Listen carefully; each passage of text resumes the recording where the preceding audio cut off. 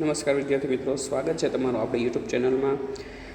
ધોરણ 9 English read to magic of tunes જે આપણે ભણી રહ્યા છીએ. ડિયર ડોલ્ફિન્સ જે ડોલ્ફિન જે આપણું છે એક્સ્ટ્રા રીડિંગ માટેની બુક, એમાંથી આપણે બીજું યુનિટ છે એ સ્ટાર્ટ કરી રહ્યા છીએ. પહેલું યુનિટ આપણે ડિયર ડોલ્ફિન છે એ જોયું હતું. ત્યાર પછી બીજું જે એનું યુનિટ છે એનું નામ છે મેજિક ઓફ ટ્યુન્સ, કે ધૂનનો જાદુ.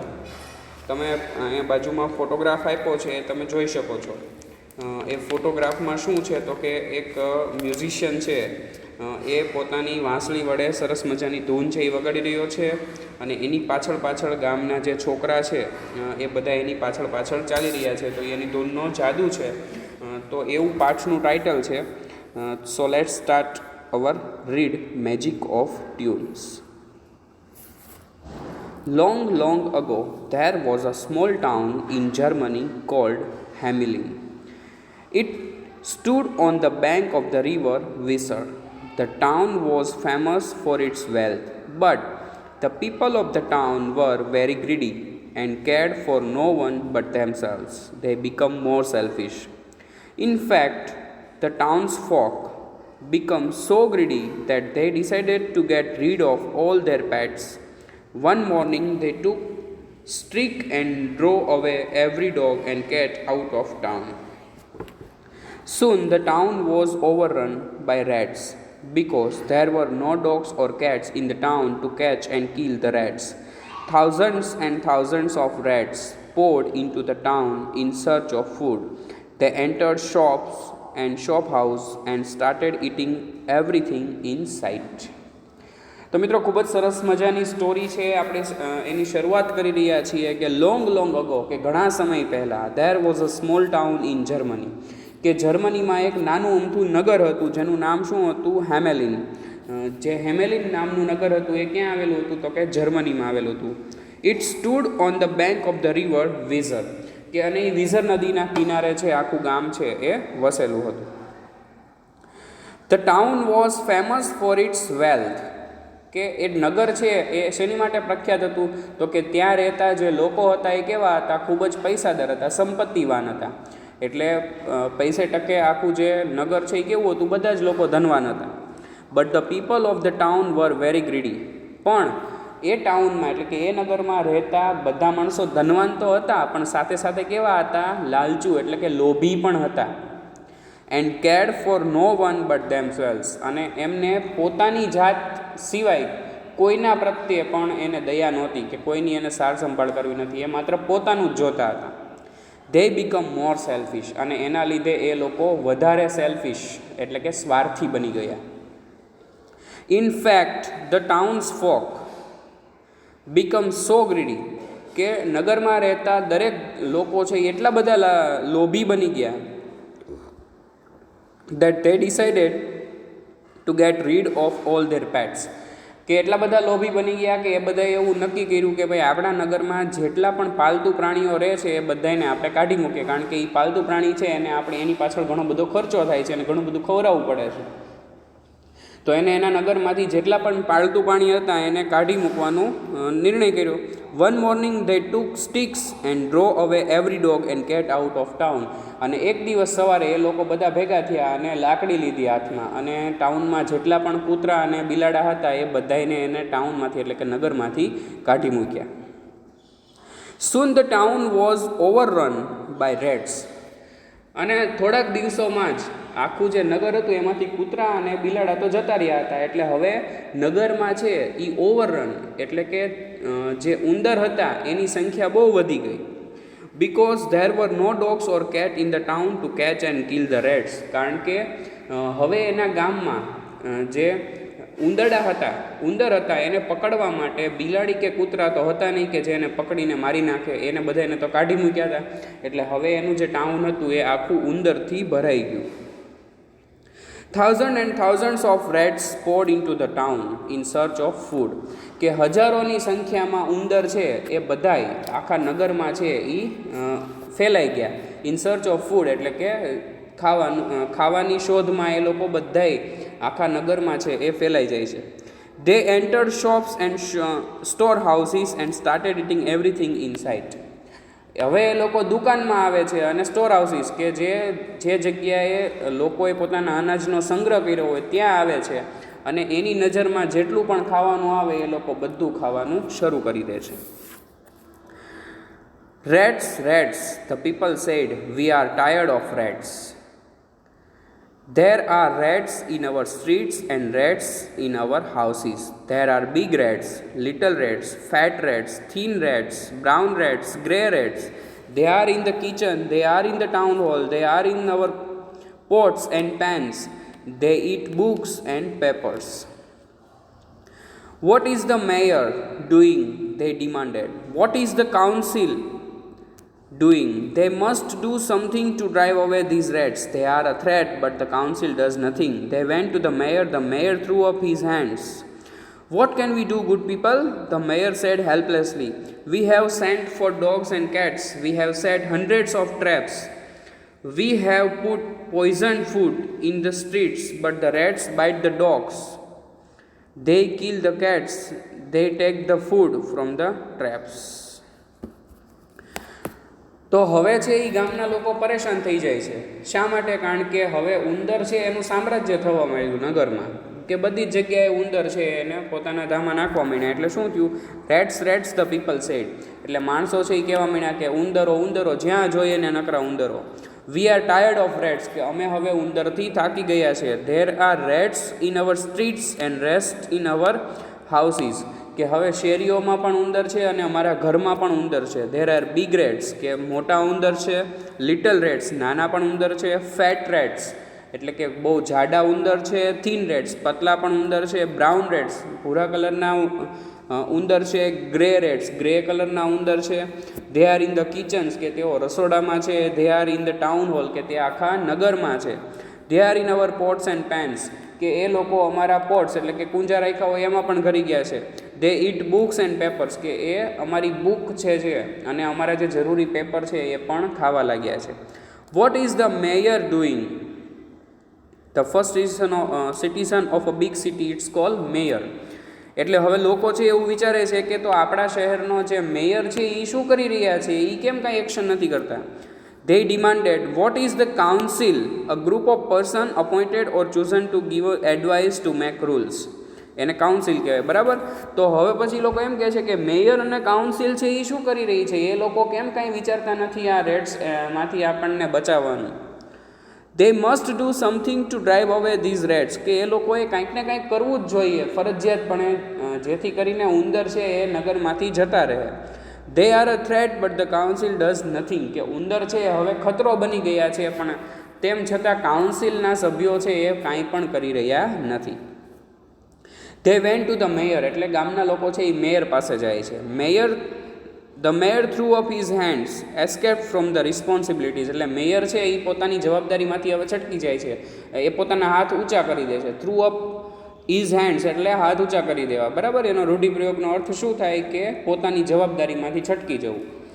Vote can we do, good people? The mayor said helplessly, એટલે મેયર છે એ હવે આમ હેલ્પલેસલી, એની પાસે કોઈ મદદ કરવા આવે એવું છે નહીં, એટલે એ હેલ્પલેસલી શું કહે છે કે તમે બધા તો સારા માણસો છો, હે સારા માણસો, આપણે શું કરવું જોઈએ તમે જ કહો. We have sent for dogs and cats, કે આપણે કૂતરા અને બિલાડા હતા એને તો મોકલી દીધા. We have set 100 of traps, કે અમે ઘણી બધી ઝાડ છે એ ઉંદરને ફસાવવા માટે મૂકી. We have put poison food in the street, કે અમે શેરીમાં ઝેરવાળું ખાવાનું પણ મૂક્યું. But the rats bite the dogs, they kill the cats, they take the food from the tabs, પણ ઉંદરની સંખ્યા એટલી બધી વધી ગઈ છે કે કૂતરા છે એને બચકા ભરવા માંડ્યા, બિલાડા છે એને ખાઈ જાય છે, અને they take the food from the traps, અને જે ઝાડ ગોઠવી છે એ ઝાડમાંથી પણ એ ખાવાનું છે એ લઈ જાય છે. The town council called an urgent meeting. Many ways of killing the rats were tried out, but even the strongest poison did not harm them. When the councillors were discussing the problems, there was a knock at the door. Who is it? Come in, said the mayor. A young stranger came in. He was dressed in colorful clothes. He carried a flute. How strange he looks, His coat is half green and half yellow. Look at the flute he is carrying. His fingers move to it as if he were eager to play on it, said a counselor. The young man stepped forward. He said, I will clear your towns of rats. The music of my flute can attract all living things. If I drive away your rats, will you give me 100 gold pieces? 100, we will give you 1,000, but we will pay you only after the rats have gone, said the mayor. એટલે હવે ગામના લોકો છે એ extreme લેવલે ઉંદરથી પરેશાન થઈ ગયા છે, એટલે હવે એ લોકો એક મિટિંગ બોલાવે છે. The town council called an urgent meeting, કે ટાઉન એટલે કે નગરની જે કાઉન્સિલ હતી એમાં જે સભ્યો હતા એ હવે ઇમરજન્સી મિટિંગ છે એ બોલાવે છે. Many ways of killing the rats were tried, but even the strongest poison did not harm them, કે ઉંદરને મારવાના ઘણા બધા તરીકા છે એ અપનાવવામાં આવ્યા, પણ જે સૌથી ભારેમાં ભારે ઝેર હતું એનાથી પણ ઉંદર છે એ મર્યા નહીં. When the councillors were discussing the problems there was a knock at the door, કે જ્યારે કાઉન્સિલર એટલે કાઉન્સિલના જે સભ્યો હતા એ આ પ્રશ્ન જે હતો એની ચર્ચા કરી રહ્યા હતા ત્યારે એના દરવાજે નોક થાય છે, એટલે કે દરવાજો કોઈક ઠપકારે છે. Who is it coming, said the mayor, એટલે મેયર કહે છે કે કોણ છે જેવો એ અંદર આવતા રહ્યો. A young stranger came in, stranger એટલે અજાણ્યો માણસ, એટલે અજાણો માણસ છે એ અંદર આવે છે. He was dressed in colourful clothes, કે એને કલરફુલ એટલે કે રંગબેરંગી કપડાં છે એ પહેર્યા હતા. હી કેરીડ અ ફ્લૂટ, અને એની પાસે એક વાંસળી હતી. હાઉ સ્ટ્રેન્જ હી લુક્સ, કે એ કેવો વિચિત્ર દેખાતો હતો. His coat is half green and half yellow, એને જે કોટ પહેર્યો હતો એ અડધો લીલા કલરનો હતો અને અડધો પીળા કલરનો હતો.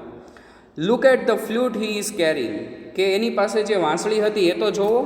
His fingers move to it as if he were eager to play on it, said the councillor. અને એક કાઉન્સિલરનો સભ્ય છે એ શું કહે છે કે એની પાસે જે વાંસળી હતી એની ઉપર એની આંગળીઓ જાણે એવી રીતે રમી રહી હતી કે એની આંગળીઓ એને વગાડવા માટે આતુર છે. The young man step forward, એટલે આ જે પેલો યુવાન માણસ જે અજાણ્યો માણસ છે વાંસળીવાળો એ આગળ આવે છે. He said, I will clear a town of rates, અને એ આગળ આવીને શું કહે છે કે હું તમારા નગરમાં જે ઉંદરોનો ત્રાસ વધી ગયો છે એ હું સાફ કરી દઈશ. The music of my flute can attract all living things, કે મારા વાંસળીનું જે સંગીત છે એ દરેક જે જીવ છે, દરેક જીવતા માણસ છે એને આકર્ષણ કરે છે. ઇફ આઈ ડ્રાઈવ અવે યોર રેટ્સ, કે જો હું તમારા નગરના જે ઉંદરો છે એ કાઢી મૂકું, will you give me 100 gold pieces, તો શું તમે મને 100 સોનાના પીસ છે એ આપશો. 100, વી વિલ ગીવ યુ 1000, કે 100 એની કરતાં અમે તને 1000 પીસ આપશું, but we will pay you only after the rats have gone, said the mayor. પણ મેયર શું કહે છે કે અમે 100ની જગ્યાએ તને 1000 સોનાના પીસ આપશું, પણ અમે એ ત્યારે જ આપશું જ્યારે અમારા ટાઉનમાંથી ઉંદર છે એ જતા રહે. I want only 100, said the young man, એટલે પેલો યુવાન માણસ છે એ શું કહે છે કે મારે 1000 નથી જોતા, મારે માત્ર 100 જ જોતા છે. હી left the council and started playing very sweet tunes on his flute, એટલે હવે એ કાઉન્સિલની મિટિંગમાંથી બહાર આવતો રહે છે અને બહાર આવીને તરત જ એક સરસ મજાની વાંસળીનો સૂર છે એ વગાડવા લાગે છે. The sound of the music food B here through out the town, અને એની વાંસળીનો જે અવાજ છે એ આખા નગરમાં સંભળાય છે. What is this strange sound, people began to ask, એટલે માણસો છે એ હવે પૂછવા માંડ્યા કે આવો વિચિત્ર અવાજ ક્યાંથી આવી રહ્યો છે. But what they so was stranger steel, કે પણ જે એ લોકો જોઈ રહ્યા હતા એ પણ એની માટે આખું વિચિત્ર દ્રશ્ય હતું. The rats began to appear from every direction, બધી જ દિશાઓમાંથી ઉંદર છે એ હવે દેખાવા લાગ્યા. Running to follow the young man, અને એ બધા જ ઉંદર છે એ કોની પાછળ જઈ રહ્યા હતા, પેલો વાંસળી વગાડી રહ્યો હતો એની પાછળ પાછળ બધા જ ઉંદર છે એ જવા લાગ્યા. He continue to play on his flute, અને એ પોતાની ફ્લૂટ છે એ વગાડવા લાગ્યો. Look look it is the rats, કે જોવો જોવો આ તો ઉંદર છે. They are rushing out of the houses, અને એ બધા જોવો કે બધા જ ઘરોમાંથી ઉંદરો છે એ બહાર આવી રહ્યા છે. The streets are full of them, the people said, અને માણસો છે એ કહે છે કે જો આખી શેરી છે એમાં ઉંદર છે એ ભરાઈ ગયા છે અને પેલા માણસની પાછળ જઈ રહ્યા છે. The town folk looked in amazement, એટલે કે નગરના જે માણસો છે એ ખૂબ જ આમ આશ્ચર્યચકિત થઈને પેલા માણસ સામે જોઈ રહ્યા છે. They could not believes their eyes, અને એ પોતાની આંખે જોઈ રહ્યા છે તે માનવા માટે તૈયાર નથી કે આટલા બધા ઉંદર માત્ર એ વાંસળી વગાડે છે ને એની પાછળ જવા લાગ્યા છે. The piper vent through the town playing on his flute, કે પેલો વાંસળી વગાડવાવાળો માણસ છે એ આખા નગરમાંથી નીકળે છે અને વાંસળી છે એ વગાડે છે. He reach their river bank, અને એ નદીના કિનારે પહોંચે છે. Even when the piper jump in to the river the rats did not hesitate, અને જ્યારે પેલો માણસ છે વાંસળી વગાડવાવાળો એ નદીમાં કૂદકો મારી જાય છે ત્યારે ઉંદર પણ પોતાની જાતને કૂદકો મારવા માટે રોકી શકતા નથી, એટલા બધા એ સંગીતમાં ખોવાઈ ગયા છે. The deep water covered the rats and drowned them, અને જે ઊંડું પાણી હતું એ બધા જ ઉંદર છે એ ઊંડા પાણીમાં જતા રહે છે અને બધા જ ઉંદર છે એ પાણીમાં ડૂબી જાય છે. The mayor was very pleased, એટલે કે પેલો મેયર છે એ હવે ખૂબ જ રાજી થઈ જાય છે. But when the piper entered the council hall to collect hits gold pieces he got a surprise. Mayor છે એનાથી ખુશ થઈ જાય છે કારણ કે એને આખા ઉંદરો હતા એ બધા એને સાફ કરી દીધા, પણ એ માણસ પેલો જ્યારે એના 100 સોનાના પીસ છે એ લેવા માટે આવે છે ત્યારે એને ત્યાં સરપ્રાઇઝ મળે છે. Greedy nobleman instead of giving him 100 gold pieces offered him only one. The piper was very angry and left at once. પણ ત્યાં જે રહેતા હતા એ બધા તો કેવા માણસો હતા?